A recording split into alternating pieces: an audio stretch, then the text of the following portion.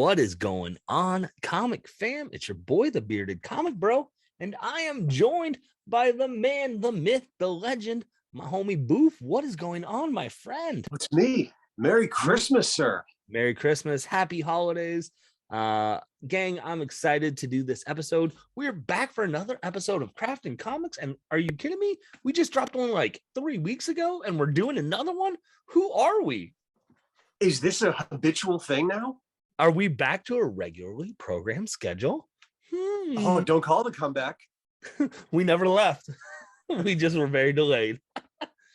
So, gang, we decided we wanted to do a holiday special where we're going to drink some holiday beer, and we're going to talk about some of our favorite holiday covers, as well as some of our favorite holiday books that we'd recommend that, hey, you check out.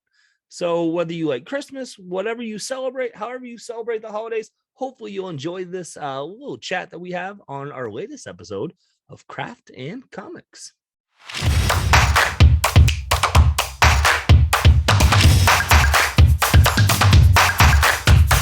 All right, Bouff, we're back. As always, before we hop into the books, the things that people want to know, they want to know, what are you drinking, sir? Well, of course, I had to get a thematic beverage. So this evening, I'm going with Springdale Beer Company's Conversation Piece, which kind of looks like an ugly sweater pattern. This is a spiced holiday table beer. Now, I love a good table beer. Like, those things have roots back to Nordic days, something that you just swill on the table with dinner, because the water back then wasn't water you wanted to drink with your dinner. So unlike a traditional table beer, it's a little more caramel in color. Definitely, I get that kind of malt heavy caramel nose, but I'm hoping for that holiday spice.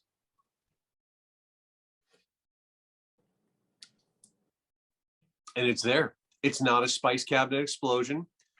This would go great with a bird, turkey, pheasant, anything like that. You want to fancy it up and just have chicken nuggets. Pheasant, you fancy. Still go with. Absolutely. Yeah. But this is a very, very well done, not overly complex beer. That's not a knock to the brewery at all. It's just what it is. A table beer isn't meant to be complex. It's meant to be drinkable, easy, satisfying. This does it with that holiday kick to it. Very excellent.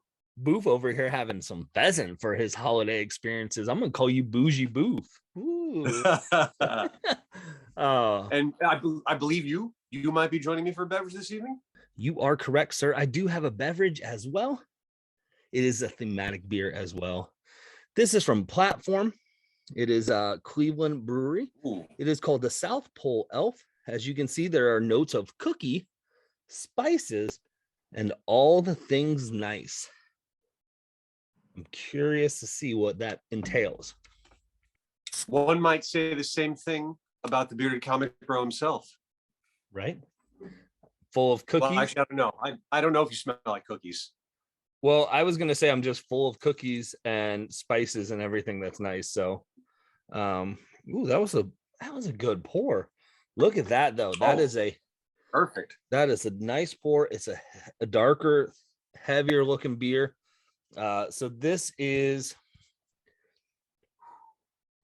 an 8%er. So a little heavier than, I think the last one I had, it was a sour. It was more of a 5%. So you're supposed to get some cookies and spices like you want the spice for a holiday beer. Mm-hmm. Yeah, this is definitely a darker beer. It's your Christmas ale for sure. Not heavy on the spices like yours wasn't either. I don't know if I can taste the nice, but I think the cookies, I don't know where they're going with the cookie notes, but maybe as it warms, perhaps. Maybe. I mean, it tastes like a solid holiday ale, which is what you okay. Again, I think the key on these is not to be overpowering with the spices. I think you can get somewhere they just punch you in the face with the spices. So yeah, maybe it'll open up even a little bit more and you'll get some more flavors. But right off the bat, it's It's a very basic holiday beer, and that's not a knock. So I think we both are kind of like, they're not bad. They're not like Right. blown away where I'm going to be like, you have to have this beer to try it, every holiday. Right. It's what it's supposed to be. Yeah. I'm expecting a certain thing. It delivered. Boom. That's, it's my once, maybe twice a year thing. Yeah, and I think that's what you want too with a holiday beer, right? You're going to be drinking it at the holidays with family and friends. Something that you can enjoy, but it doesn't overpower your palate, and because you're eating a bunch of food and candies and cookies, and Absolutely. so we have our drinks, so we got our crafts. Now it's time to hop into the comic part of the show, and we just wanted to talk about some of our favorite comics, holiday themed comics and covers. So Boof, let's see what you got to start us off with, my friend. Well, let's see. I'm operating on my phone today, and I'm hoping the screen is big enough to capture this bad Larry here. A Marvel Treasury edition. I picked a stack of these up at a yard sale back in the day. And for those unfamiliar, these are oversized, large print books. So, great for people with, maybe fading eyesight and, just have a hard time reading comics. But it's a giant reprint. But the covers are all new. And they got what I have hashtagged in recent years, the bodacious back cover. Ooh. So we got the Marvel heroes just coming to the rescue with Santa leading up the rear. I will tell you that these are not the most robust Christmas stories. And I would say the Nick Fury story, it's kind of a riff on 'Twas the Night Before Christmas. Okay. He fights the hate monger, so he's fighting hate. So, fantastic, living up, for the holiday cheer for everyone and equality. My gripe with this book comes via Mr. Luke Cage, not via Luke Cage himself, but his lack of effort in the dialogue. The opportunity is tremendous. We know his phrase, "Sweet Christmas," not uttered once in this book. What? How dare you, Marvel 1975? What was the House of Ideas thinking back then? Oh, they were not. They weren't thinking. And it's funny, is Marvel was with those Treasury editions, they were on that prestige format before the oversized prestige format before DC hopped onto that train here in the 2020. Everyone's complaining about how do I bag and board these books. Well, we had to figure that out with the Treasuries too. Those are always fun to pick up. They're like small garbage bags. I have them in. Like they don't fit in a box. I have to put them sideways. I just got a stack of them, kind of like they've always been on the side. Man, well, you showed a Marvel cover. I might as well show a Marvel cover as well. It's one of my favorite holiday covers. This is Marvel Holiday Special. It's a one-shot. And gang, it's freaking Wolverine and Spidey. And Spidey is just being the annoying Spider-Man that he is to Wolverine, decorating him with Christmas lights. And Wolverine is not having it. Look at that. He's got that I'm annoyed smirk scowl. And it's a classic rigged buddy cop setup. He's furious, but if you've read the books, you've read the team ups, he loves Spidey. He will do anything for the man. But you're right. This is definitely a Lethal Weapon vibe of where Wolverine's just like, I'm too old for this. Absolutely. Literally, he is. What? He's at least 100. Really old. And Peter Parker is a young whippersnapper compared to him. So, man, absolutely. That is a fun. Holiday specials are hit or miss for me, usually because it's like an anthology, right? You have like a 3-4 page story usually. And sometimes they hit, and sometimes you're like, there wasn't enough time to let it develop. So I'm going to segue into one of my second books, though, with that, because there was an anthology that I adore. And if you know me, you know why I adore this anthology. And this is the holiday special, Batman Adventures. I want to say this is 1990. Probably. Is this Mr. Freeze cover? Yeah. Mr. Freeze cover. You've got the icon. I mean, this is where it hits it on all notes for me. You have the iconic cover, Mr. Freeze, and in the reflection of the glass on his helmet, you have Batman and Batgirl right there. And then I believe there's 4 stories. One that I've talked about before on my show, and it is the Mr. Freeze story in here.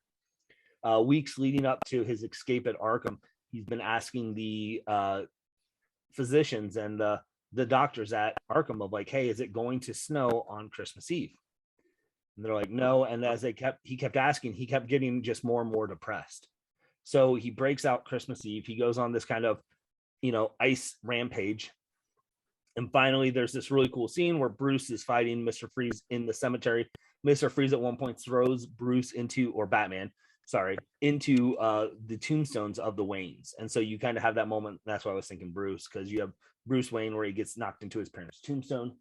And he ends up defeating Mr. Freeze. And at the one moment he asked Mr. Freeze, he's like, of all the nights, why tonight? Why Christmas? Why Christmas Eve? And Mr. Freeze literally says, he's like, Nora and I got engaged on Christmas Eve and it was snowing. And the thought of there not being snow on Christmas Eve would make my wife sad, even though she's deceased. Like, are you kidding me? You did that heart, like, I knew it was coming. Like, talk about pulling on your heartstrings. Wow. Paul Dean crafts such an amazing stories and things like this. I mean, the Mr. Freeze story in and of itself, tagged then with the Mr. Freeze cover. If you've never had a chance to read this, go check it out on DC on their Infinite app, their comic app. It's there. It's worth the read for that Mr. Freeze story. Even though I told you what it is, go check it out, because man, that's what you want. You want heart and depth when you're talking about a Christmas story, right? Mm-hmm. Christmas movies, you want that feel good moment. You want that, like, oh, and man, they hit it. They knock it out of the park with that story. And I think it's worth mentioning that, yes, you can get it on the DC app. Probably the best bet to do that, because many people may not know. I mean, you think Batman Adventures, you think that first appearance of Harley, but that holiday special, that's a Batman key in general. That is a fairly mid-grade key that's going to run you a couple of bucks. So unless you're hunting for it, you just want the read, get it online. I'm glad you were able to grab that for what I think is a decent price. Yeah, because you're a Batman guy. You are a Batman key collector. You wanted it. Do you know who else wants it? Larfleeze. Larfleeze wants it all. In the Larfleeze Christmas special, he learns about Christmas and he wants everything. This is a bit of a character analysis of Larfleeze in general. You get to find a little more about what makes him tick, aside from the wanting everything, the desire, all the different things that he wants. And there is, call it, not quite a change of heart, but he becomes a little more aware of what Christmas means. So it doesn't change who he is as a character, but that awareness softens him up just a little bit. I mean, this is part of the Jeff Johns monumental GL run. It's a must for the run. It's a complimentary book, not needed, but it's fantastic. I mean, this cover is excellent. It's the Rockefeller Center. It's got the orange light of greed just lighting up the entire plaza. And I believe on the last page we have... nope, maybe it's the middle of the book. Where is it? Oh, we have, should you be bold enough to tear the book out, you have a Larfleeze Christmas ornament. You can tear the page out. So if I find another one in a dollar bin, I'm absolutely doing that. You're going to. Absolutely. And that's not it. Let's see. There's a couple of fun things. It's almost like I don't know, kind of an activity book. And Larfleeze's Christmas list is sick. It's like yards long. That's awesome. And a legit recipe. Oh my goodness. Send me that. We need that for the cooking show. Mrs. Bearden and myself. Oh, well, you said you're not going to do any filming before the end of the year. You could squeeze this in, right? Yeah, it's probably going to be a delayed Christmas episode if we did that, because this is probably one of the last few videos I'm shooting before the holiday break.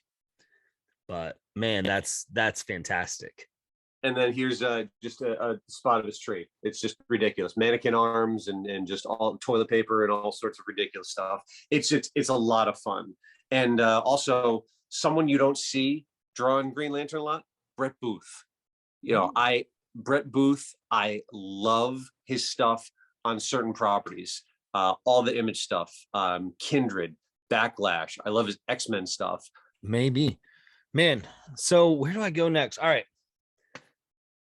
This is one that I feel like is another it's a great read because everyone loves a good origin story, right? Like who doesn't love a good origin story?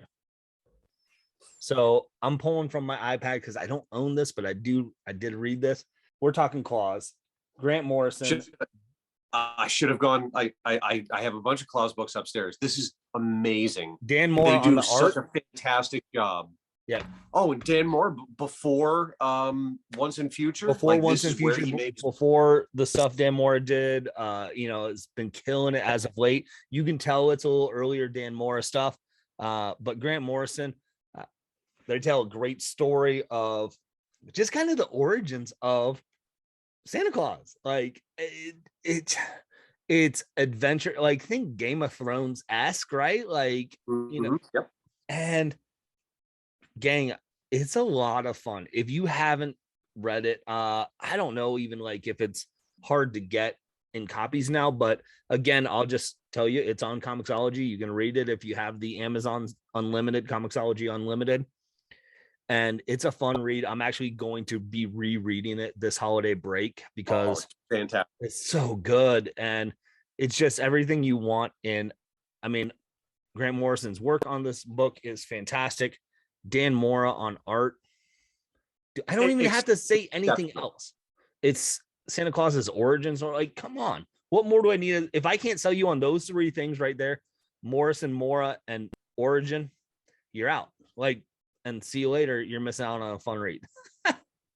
Really. And if people don't want to, I don't know, a lot of people kind of hesitate. Oh, I don't want to sink in the subscription service to Comixology or something like that. Right. If you own, and I may have hyped this up before, if you have a library card, which I hope everyone out there does, just read everything.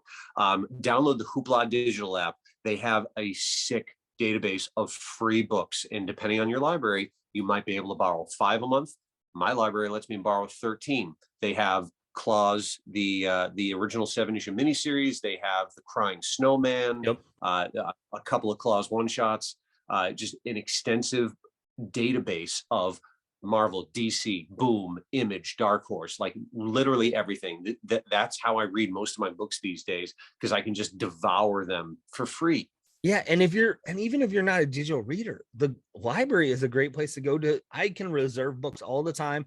My library has connections with like 18 other libraries, and they'll send me books. Like, mine too. Man, it's so good. Definitely find ways to read. But all right, Bouff, you got what? One more or something you want to share? I got one more. Yes. I will be. I please let us know in the comments. I would love to know if anyone else even is aware of this book.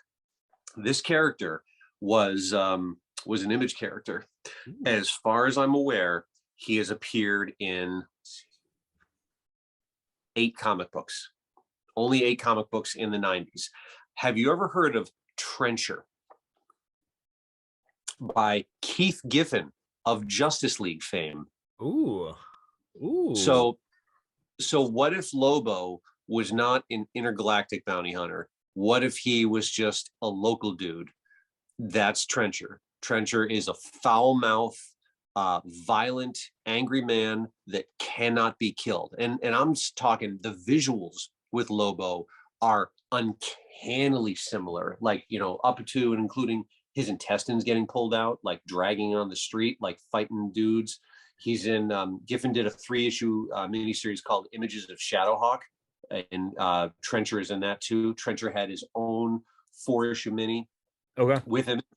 And then I think Image just scrapped the idea. As far as I'm aware, Giffen owns the property. So this is a one-shot Christmas special put out by Black Bull. And I know a lot of people are like hyped about one issue, like they'll buy it wherever they see it. I will pick this up wherever I see it. I have 3 copies. I think it's awesome. I love this issue. It's violent. It's ridiculous. I will not pay more than $1 for it, but I shouldn't find it anywhere aside of the dollar bin. This is a dollar bin book forever, but it's deservedly so. It's there for you to find it. And let me see if, this originally was $250, and the splash pages are there. If Keith Giffen's art is a unique style. Like I find a lot of people, it's very unique. A lot of people hate on like Mike Allred, like that. I've talked to plenty of people that don't dig his art. I feel that this is an acquired taste. I think it's excellent though. It's layered. It's almost like before South Park. What if South Park was a comic book? The layering. If you put images on top of images, a lot of squares and shapes, it's unique and awesome. And there's also a crazy ad in the back for this Jim Starlin property that just pretty much looks like Jim Starlin's doing Thanos with some other company. That's awesome. Yep. Love it. Man. So, Treasury, extremely violent. It's certainly not a family Christmas tale, but I love it. Taking one of my favorite ridiculous off the wall indie properties and giving them a Christmas book. I think that's the novelty of a holiday comic. You have that ability to just tell the most off the wall thing. Like, where's our hit month holiday special? Gang, we need it. And man, there's so many great covers. This one of my favorite, Batman and Robin, the Adventures Christmas tree with the Riddler on it, my favorite Batman villain. And I mean, we could just go on and on, but this was a blast, just getting to look at the phenomenon of Christmas covers and holiday covers and checking out some of the stories. By all means, this is a blast. Having some Christmas beer. I mean, come on, let's go. Who doesn't like that? So absolutely. It's the time of the year. It's warm. It's welcoming. I'm excited. I baked cookies with the family today, and I got a special Christmas sticker book with my daughters. It was tons of fun. And now I'm probably going to dive into Batman Noel and finish reading that right after we finish this up. And I'm going to read some more Claws. Like, let's go. Bouff, thank you again as always, for hopping on the show. I hope you and your family have a great Christmas. Same to you, buddy.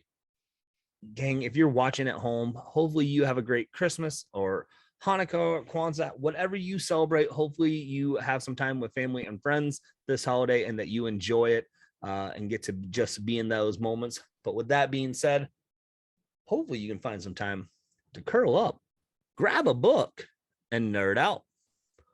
Peace.